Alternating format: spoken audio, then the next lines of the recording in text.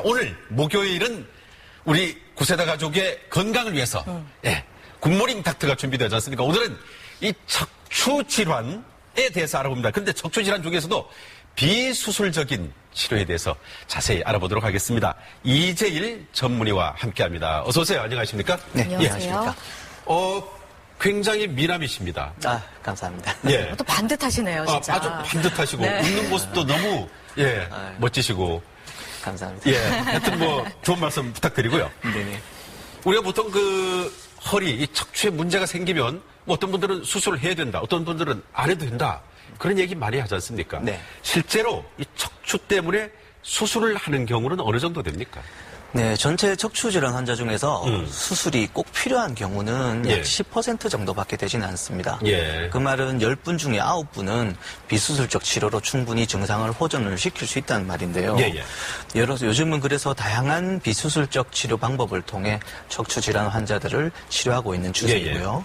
근데 가장 중요한 점, 환자분들이 기억을 하셔야 될 점은 물론 다양한 비수술적 치료 방법들이 많지만 예. 너무 비수술적인 치료만 고집을 하다가 보면 꼭 수술이 필요한 경우임에도 불구하고 여기저기 병원 비수술 치료만 찾아서 다니다가 수술 치료를 놓치는 경우도 많습니다. 네. 약 6주 정도 비수술적 치료나 약물 치료를 했음에도 불구하고 증상이 지속되거나 또 허리 질환 같은 경우에 다리에 마비 증상이 온다든지 안 될 경우.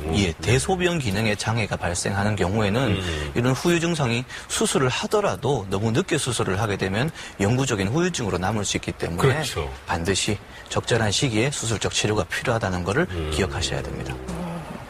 그러면은 이 척추 질환을 수술하지 않고 치료할 수 있는 방법에는 어떤 것들이 있나요? 네, 보통 많이 쓰이는 가장 흔하게 하는 것이 주사 치료인데요. 예.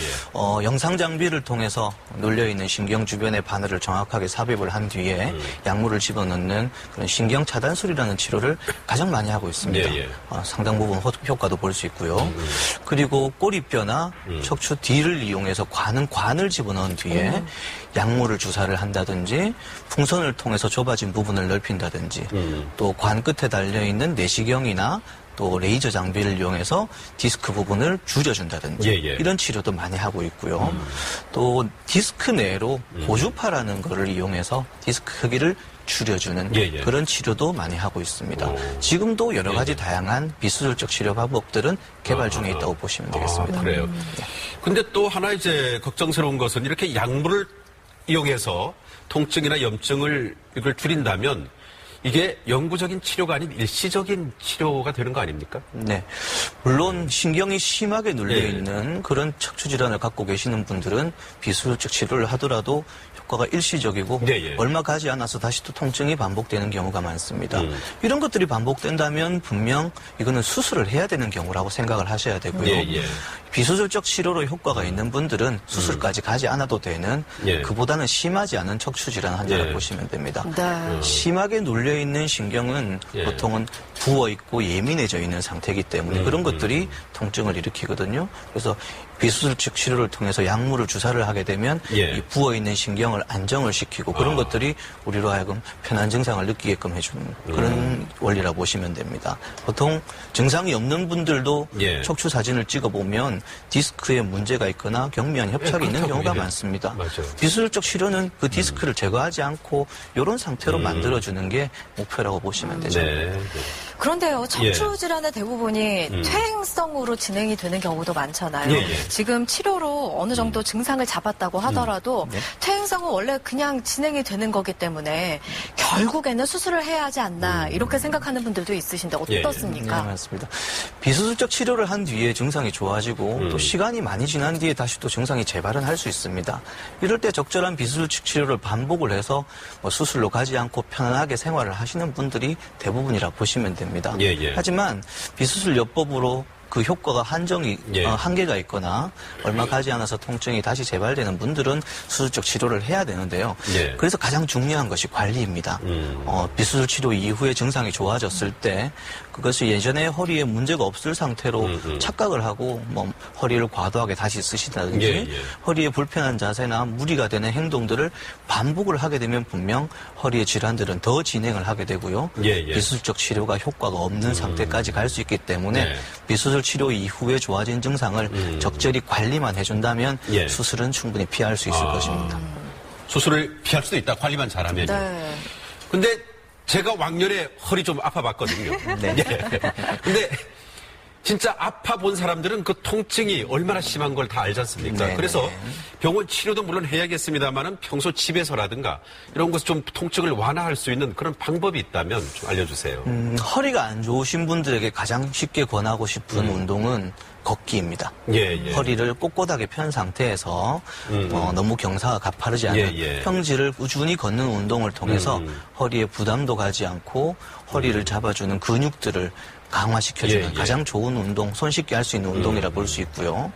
또 요즘은 목이나 어깨 쪽에 만성 통증을 가지고 계시는 분도 예, 많죠. 예. 스마트폰을 과도하게 한다든지 게임을 오래 한다든지 불편한 자세로 고개를 숙인 자세로 뭐 일을 한다든지 하면서 예, 예. 목이나 어깨 근육이 경직이 되고 목 척추가 일자로 서면서 만성적인 목 통증을 갖고 계시는 분들도 있는데요. 네. 그런 경우에는 목 주변이나 어깨 주변에 근육을 이완시켜주는 적절한 스트레칭도 만성 통증을 완화하는 손쉬운 운동법이라 할 수 됩니다. 있습니다. 예. 그리고 집에서 너무 뜨겁지 않게 뭐 따뜻한 수건을 이용해서 통증 있는 부위를 네, 찜질을 가벼운 찜질을 한다든지. 해주는 것도 통증 완화에는 도움이 될 수 있죠. 예, 네, 예. 걷기와 스트레칭, 찜질까지 얘기를 해주셨는데, 네네. 일반적으로 척추는 바른 자세가 제일 중요하다 이런 얘기 많이 하잖아요. 네, 맞습니다. 좀 더 구체적으로 잘못된 자세가 척추에 미치는 영향은 어떤가요? 네, 우리 척추는 목이나 허리 같은 경우에 옆에서 보면 뒤가 잘록한 부드러운 예, 예. 곡선, C자 형태 곡선을 그리고 있는 게 정상적인 모양입니다. 이 자세가 허리나 목에 가장 부담을 주지 않는 자세라 보면 되는데요. 예. 과도하게 목을 숙인다든지 허리를 숙인 자세를 오래 취한다든지 하면서 예. 그 정상적인 곡선과 곡선에 역행하는 그런 자세를 오래 취하게 되면 예. 우리 디스크, 추간판이라 하죠. 디스크에 받는 압력들이 증가를 하게 되고 예, 그것이 결국은 디스크 질환의 원인이 될 수 있습니다. 네. 그래서 정상적인 척추 구조를 유지하는 것이 예. 바른 자세의 기본이라고 생각하시면 됩니다. 예. 예를 들면 허리를 꾸부정하게 숙이고 있는 오래 일하는 것을 피하시고 예. 물건을 들 때도 허리를 숙이기보다는 꼿꼿하게 세운 상태에서 몸에 물건을 붙인 예. 뒤에 다리 힘으로 든다든지 오래 서 있을 때도 허리 숙여서 오래 서 있는 이 자세보다는 마지막 한 발판을 두고 한쪽 예. 다리씩 번갈아 가면서 올리는 예. 자세 또 아침에 일어났을 때 허리를 뜨끔하시는 경우가 많은데 맞아요. 아침에 예. 예. 주무시고 일어나서도 가볍게 허리를 스트레칭을 해주고 일상생활을 시작하시는 거 이런 예. 것들이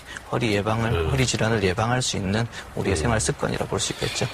맞아요. 그 아침에 놀라서 깜짝이 벌떡 일어나잖아. 그럼 허리 뜨끔. 그리고 이거 며칠 엄청 고생하고. 이게 여유롭게 예. 일어나는 게 아니라 예. 워낙 긴박하게 일어나게 되니까요. 그러니까. 그 일어날 때도 잘 일어나야겠더라고. 네. 그리고 걷기 운동을 열심히 하고, 뭐 평소에 이런 거 들기 할 때도 조심해야 되고, 네. 그런 것만 지킨다면 척추 질환은 충분히 예방할 수 있다. 그런 말씀입니다. 네. 자, 오늘 말씀 잘 들었습니다. 예, 고맙습니다. 고맙습니다. 네. 감사합니다.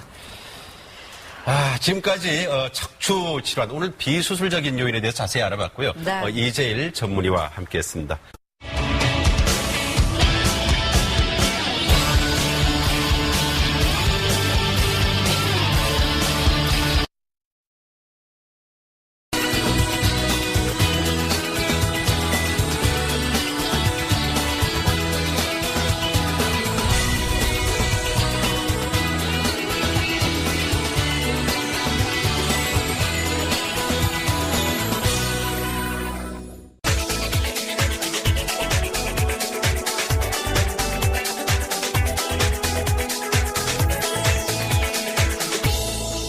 네, 안녕하십니까? 우리나라 국민 4명 가운데 1명이 척추 질환을 가지고 있다고 하죠. 그만큼 이 척추 질환으로 고생하는 분들이 많다는 그런 얘기가 되겠습니다만은. 자, 그럼 먼저 우리 척추가 우리 몸에서 하는 역할에 대해서 설명을 부탁드립니다. 척추는 머리에서 뿌리까지 쭉 연결이 되어 있는 하나의 뼈 구조로서 우리 몸의 중심을 잡아주는 역할을 합니다. 보통 목뼈는 7개, 등뼈는 12개, 또 허리뼈는 총 5개로 구성이 되어 있는데요. 앞에서 봤을 때는 보통 일직선으로 연결이 되어 있고, 옆에서 보았을 때는 완만한 S자 곡선을 그리고 있는 구조입니다. 중심을 잡아주는 역할도 하지만은 우리 몸을 굽힌다든지 돌린다든지 하는 움직임을 가능하게 하는 그런 구조이기도 하고요. 또 머리에서부터 내려오는 척추신경을 뼈 구조로서 보호해주는 그런 역할도 하고 있습니다.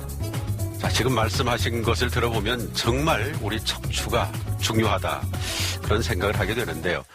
자, 그렇다면 이 중요한 척추에 생길 수 있는 질환은 어떤 것들이 있습니까? 우선 척추의 외상으로 인한 여러 질병들도 있죠. 외상에 의해서 골절이 생긴다든지 척추신경에 손상을 받는 그런 척추 질환도 있을 거지만요. 보통의 경우 퇴행성 질환들을 우리가 많이 듣게 됩니다. 많이 듣는 디스크, 그럼 정확하게 얘기하면 추간판 수액 탈출증이라고 하는데 그런 디스크라는 병도 많이 듣게 되고요. 또 신경이 지나가는 길이 좁아지는 신경관 협착증이라는 말도 많이 듣게 됩니다. 그런 부분들에 대해서는 보통의 경우 허리에 통증도 오지만 다리가 저린 증상으로 많이 오시게 되는데 그런 부분들을 사진 검사를 해보면 그 병변을 정확하게 확인을 할 수 있고요. 또 척추의 형태에 문제가 오는 병들도 있는데요.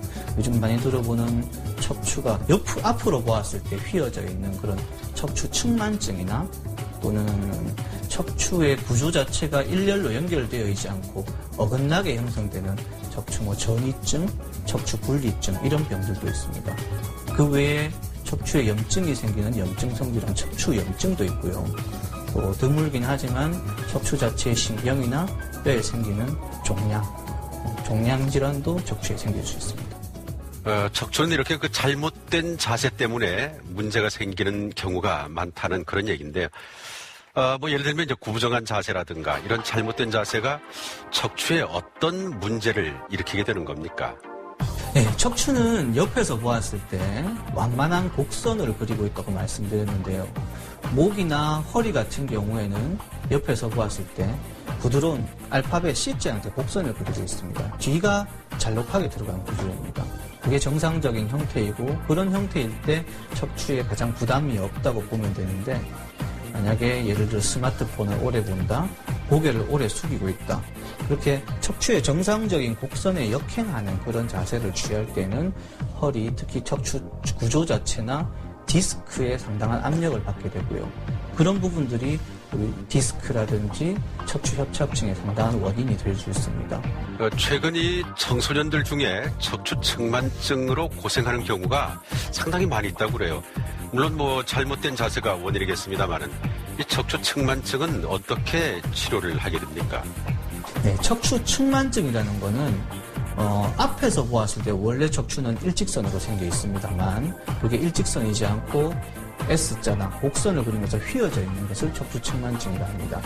여러 가지 원인이 있지만 청소년기에 발견되는 척추 측만증의 경우에는 사실상 특별한 원인이 없는 게 사실입니다. 유전적 요인이나 또는 척추 구조상의 또는 빠른 성장과 관련된 어떤 문제라고 얘기를 하기도 하고 방금 말씀하신 것처럼 잘못된 자세를 말씀하기도 하지만 아직까지 그 원인이 무엇인지는 뚜렷하게 밝혀져 있지는 않고요. 그런데 측만증이 보인다고 해서 모두 치료를 요하는 건 아니기 때문에 너무 걱정을 하실 필요는 없을 것 같습니다. 예를 들어서 약간의 측만증이 엑스레이상에서 보이지만 특별히 생활하시는데 큰 문제가 없는 경우라면 정기적으로 엑스레이를 찍어서 더 진행되는지 정도만 보는 것도 충분한 경우가 많고요. 정도가 아주 심한 경우에는 측만증도 치료를 요하기도 하는데 보조기를 착용한다든지 스트레칭 운동을 한다든지 하는 것을 통해서 그 정도를 완화시킬 수도 있습니다. 중년을 또 넘기고 나면 이 척추관 협착증 때문에 고생하는 경우가 또 많이 있지 않습니까? 어떤 증상이 있으면 이 척추관 협착증을 우리가 의심을 해봐야 되는지요? 척추 측만증은 척추에서 신경이 지나가는 길이 좁아지는 병을 얘기합니다. 디스크가 굵어져 나와서 신경이 지나가는 길을 좁아지게 만들 수도 있고요. 또 척추 관절 주변의 인대라든지 다른 구조들이 두꺼워짐으로써 신경이 지나가는 길이 좁아지는 병을 지칭하는 그런 말입니다. 신경이 지나가는 길이 좁아지게 되면 척추의 다리로 내려가는 신경이 압박을 받게 되는데 그로 인해서 보통은 다리에 저림감이 많이 생기고요. 또 척추 협착증의 경우에는 전형적으로 서 있거나 걸을 때 그 증상이 심해지는 경우가 많습니다. 걸음을 점점 걷다 보면 다리가 자꾸 저려와서 걷는 게 힘들어지고 또 앉아서 이렇게 쉬면 조금 편해지고 이런 현상이 있다면 척추관 협착증을 의심을 해야 됩니다. 네, 다리의 저림을 일으키는 병은 척추 협착증뿐만 아니라 허리 디스크나 다른 질환도 분명히 있고요. 다른 병들은 척추관 협착증과는 다른 양상으로도 나타날 수 있기 때문에 허리가 불편하다든지 다리의 저림이 심할 때는 반드시 병원을 방문하셔서 척추 부분의 신경의 이상 여부나 병변 여부를 반드시 체크해 보는 게 중요할 것 같습니다.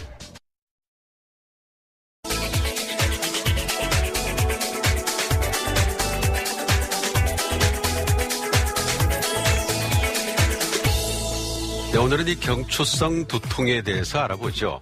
그럼 이 경추성 두통은 어떤 것이다? 설명을 부탁드립니다.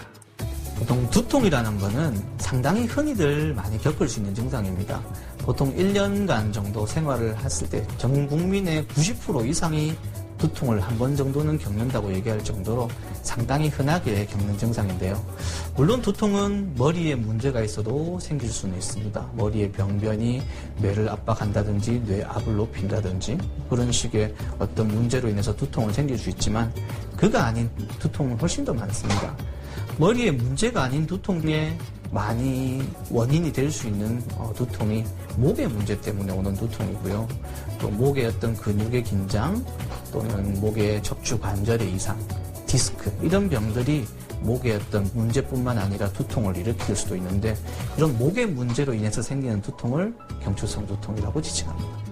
눈 주변에 통증이 있다거나 메스꺼움을 느낄 때도 이 경추성 두통을 의심을 해봐야 한다고 들었습니다. 실제로 이게 그런 건지 또 어떻게 이게 연관이 되는 것인지 좀 설명을 부탁드리겠습니다. 보통 경추성 두통이 생기는 경우에는 문제가 되는 목 주변에서부터 해서 뒷머리 쪽으로 증상이 먼저 생기는 경우가 많습니다. 그 정도가 심해지게 되면 이 정수리 쪽이나 앞머리, 눈 주변으로도 통증이 많이 오게 되고요. 어떤 분들은 눈뿌리가 아프다고 얘기하시기도 합니다. 그 정도가 심한 경우에 역시 머리와 전혀 관계없는 증상임에도 불구하고 속이 메스꺼리거나 구토 현상을 호소하고 오시는 경우도 있습니다. 물론 눈이 아프거나 속이 메스꺼리거나 하면 눈 자체의 문제는 아닌지 또는 위장관의 문제는 아닌지 또는 뇌 자체에 심각한 문제가 있어서 구토 증상이 생기는 건 아닌지 반드시 확인은 필요하겠지만은 그런 증상이 머리, 뇌 또는 눈에 문제가 없을 시에는 목에서부터 오는 증상도 그런 현상은 동반을 할 수 있기 때문에 적절한 증상 치료를 하게 되면 그런 증상이 같이 호전이 되게 됩니다. 우리가 보통 이 스트레스를 받게 되면 이 두통이 오지 않습니까? 자, 그렇다면 이런 일반적인 스트레스성 두통하고요, 이 경추성 두통은 어떤 차이가 있는 건지 그게 알고 싶네요. 네, 머리는 두통은 아까 말씀드렸듯이 머리에 병변이 있어서 오는 두통도 있고 그게 아닌 두통도 있다고 말씀드렸는데 만약 머리에 병변이 있어서 오는 두통이라면 그 병변이 있는 주변으로 심하게 두통이 있다든지 또는 뇌 병변 위치에 따라서 그와 관계되는 신경학적 이상, 마비라든지 감각의 변화 이런 것들을 동반을 하게 됩니다.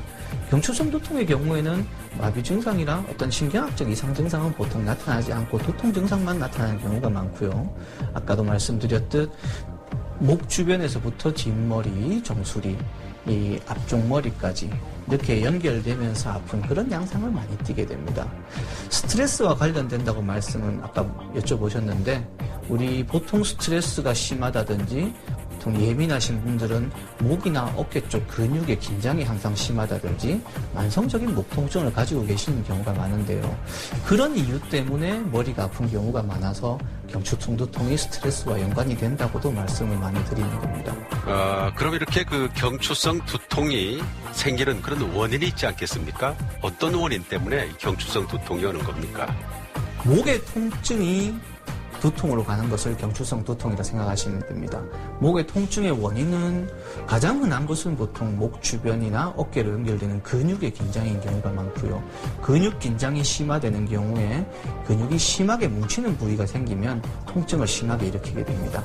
그런 통증들이 머리로 전달되는 것이라 생각하면 되시는데 그 외에도 목의 관절의 문제, 특히 위쪽 목뼈 쪽의 척추 관절의 문제들은 두통과 연관이 되는 경우도 상당히 많고요.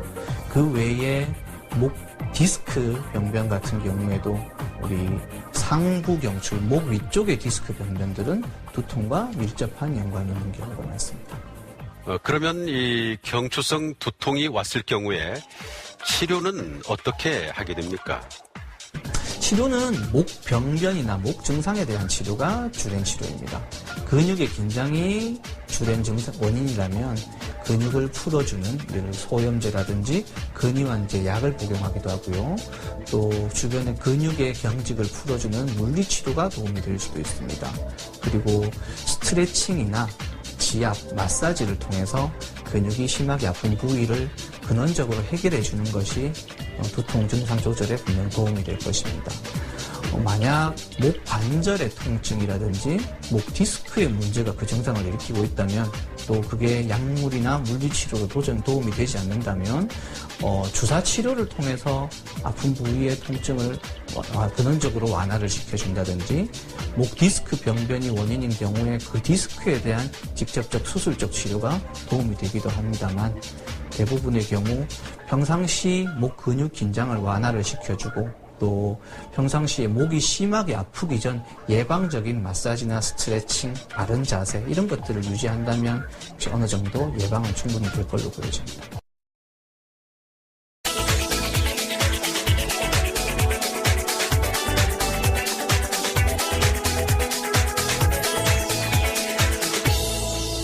척추에 문제가 생기면 두 가지죠.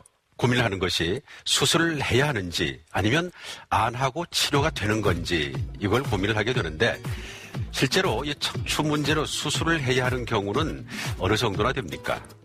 보통 우리가 많이 겪는 척추 질환 중에 수술로 가는 경우는 사실 전체 환자의 10% 정도밖에는 되지 않습니다. 그 말은 나머지 90% 정도는 다른 약물 치료나 비수술적인 치료로도 충분히 증상이 조절된다는 뜻입니다. 그래서 요즘은 여러 가지 치료 방법들, 주사로 하는 치료도 있고, 관을 넣거나 레이저로 하거나 여러 가지 시술들이 있는데 그런 치료로 충분히 완화가 되는 그런 경우라면 수술까지 가지 않아도 불편한 증상이 완화가 될 수는 있죠. 그때 중요한 문제는 보통 어떤 경우에 수술이 필요하냐면 여러 가지 비수술 치료를 했음에도 불구하고 증상 자체가 조절이 안 되는 경우 또는 다리 쪽에 마비나 운동, 힘이 떨어지는데도 불구하고 여러 가지 치료를 했는데 그런 것들이 호전이 안 된다든지 또 어떤 경우 대소변 기능에 문제가 오는 경우도 있는데 그런 증상이 있다면 이거는 반드시 수술을 하셔야 되는 경우이기 때문에 비수술 치료만을 고집하는 것은 분명히 잘못됐다고 볼 수 있죠. 그러면 이 수술을 하지 않고요. 척추 질환을 치료할 수 있는 방법은 어떤 것들이 있습니까? 네, 여러 가지 방법들이 있습니다. 아까 말씀드린 여러 가지 척추 질환 중에 디스크라든지 협착증 또는 척추 관절 통증, 여러 가지 허리의 증상을 일으키는 병은 여러 가지가 있는데요. 가장 흔하고 많이 할 수 있는 치료는 주사로 하는 치료입니다. 신경차단술이라고 하는데 문제가 되는 신경 주변이라든지 통증을 일으키는 염증 부위 주변에 직접적으로 주사를 통해서 약물을 주입하는 치료를 많이 사용하고 있습니다. 물론 이 치료가 영구적이지는 않지만 수술을 해야 될 정도로 심한 증상이 아닌 경우에는 이런 치료로 일정 기간 증상을 완화시켜줌으로 해서 수술까지 가지 않고 환자분은 편안하게 생활을 할 수 있다는 장점이 되겠죠. 그리고 그 외에 여러 가지 관으로 하는 여러 가지 치료들도 많이 나와 있는데 꼬리뼈를 통해서 관을 집어넣어서 신경의 유착을 풀어주고 염증을 떨어뜨려주는 그런 약물을 쓰는 어떤 그런 방법도 있고요. 좀 꼬리뼈를 통해서 내시경을 보고 터져나온 디스크를 레이저로 좀 줄여주는 그런 치료도 비수술 치료를 많이 하고 있습니다. 디스크 내에 어떤 고주파나 어떤 열을 가함으로 해서 디스크 크기를 줄여주는 비수술 치료도 있고요.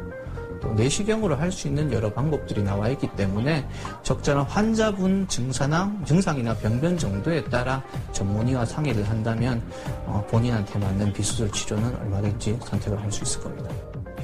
척추 질환이 생기면 이 통증 때문에 상당히 고생하지 않습니까?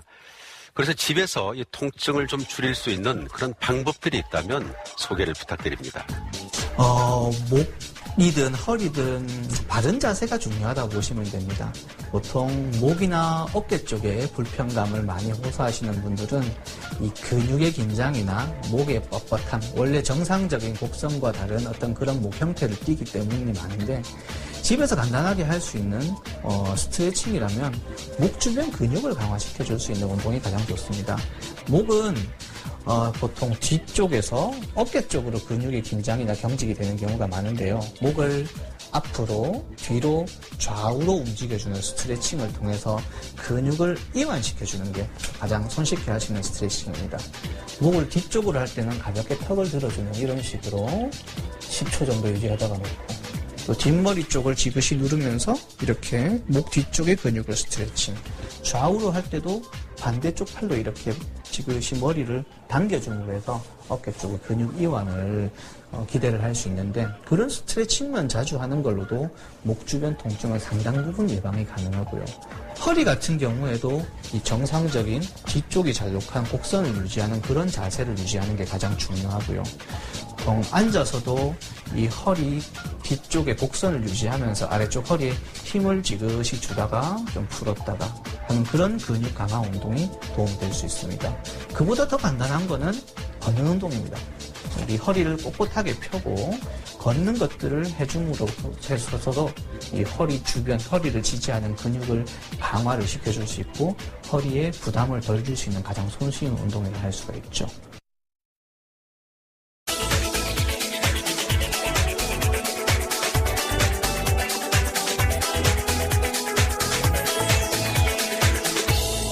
네, 오늘은 척추질환 예방법에 대해서 좀 알아볼까 합니다.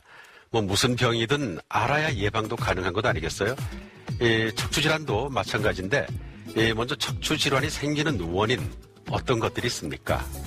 보통 우리가 많이 듣는 척추 디스크나 협착증이라는 병변들은 대부분 척추의 과도한 사용에 의해서 생기게 됩니다. 디스크의 경우에는 보통 단단한 섬유로 된 테두리에 안쪽에 말랑말랑한 수액이 들어있는 그런 구조를 가지고 있는데요. 과도하게 디스크에 압력을 받거나 무리하게 사용되는 게 반복이 되다 보면 그 탄탄한 테두리가 찢어지게 되고, 그 찢어진 틈을 통해서 안에 수액이 나오는 게 우리 보통 얘기하는 허리 디스크병입니다.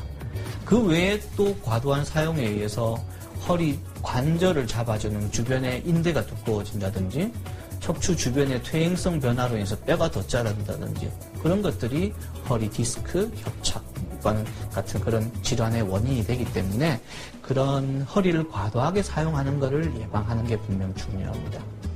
매일 반복되는 자세 때문에 이 척추에 문제가 생기는 경우도 상당히 흔하다고 그럽니다. 한 예로 세안을 할 때도 바른 자세가 있다고 들었는데요. 어떤 자세가 좋겠습니까? 우리 허리는 뒤쪽이 잘록한 곡선을 그리고 있는 게 정상적인 모양인데요.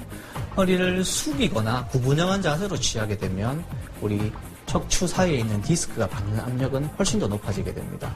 허리를 구부정한 자세를 자주 취하거나 허리가 안 좋은 분들이 그런 자세를 많이 취하게 되면 디스크가 받는 압력이 높아지면서 건강하던 디스크가 터져 나온다든지 좋지 않던 디스크가 악화가 된다는 그런 원인이 될 수 있기 때문에 허리가 안 좋으신 분들은 세수를 할 때도 너무 허리만 굽히는 것보다는 허리는 꼿꼿하게 등을 뒤쪽에 잘록한 곡선을 유지하도록 꼿꼿하게 펴시고 골반을 구부린다든지 무릎을 살짝 구부려서 세안을 하는 게 훨씬 낫긴 낫습니다.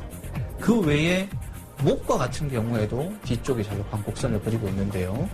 우리 보통 문제가 많이 되는 스마트폰 사용 또는 너무 고개를 숙이고 오래 무언가를 한다든지 이런 것들을 분명 피하는 게 도움이 되겠죠. 그리고 이 바닥에 앉아서 생활하는 그 좌식 생활 있지 않습니까? 이것도 척추에 상당히 부담이 된다고 들었는데 왜 그렇습니까? 세수할 때 자세와 비슷한 이유입니다.